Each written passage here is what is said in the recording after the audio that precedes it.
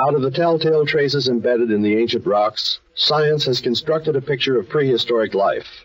It is a picture filled with grotesque and monstrous creatures who walked the earth at the dawn of the world. At least, so the textbooks tell us. But then, the textbooks carefully ignore the bewildering experience of a man named Ameghino. Among zoologists and paleontologists throughout the world, the name of Professor Florentino Ameghino was known and esteemed. Each year, in his opening lecture at the South American University where he taught, the professor would stress what an accurate and exact science paleontology has become. During the coming year are not guesses.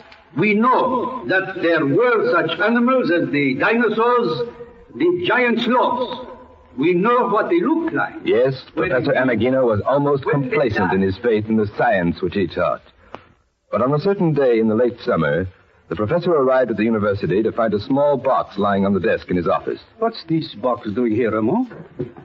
Someone sent it all the way from Patagonia. Oh, here's a note on top. Dear Professor, I know you will be interested in this.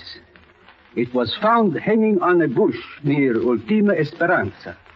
The natives claim to have killed the animal it belonged to, but they do not know what kind of animal it was.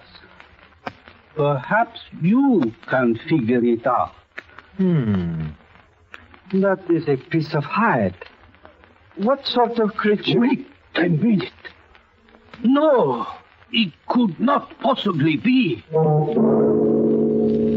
A few days later, when Professor Ameghino arose to deliver his opening lecture to his new class, the air of assurance, of authority, was gone. What I teach you is not to be taken as gospel truth. Perhaps our whole science is a structure of self-delusion. I do not know. Word of this strange, disturbing lecture spread through the university. When it reached the ears of the professor's colleagues, one of them sought him out in his office and reproached him.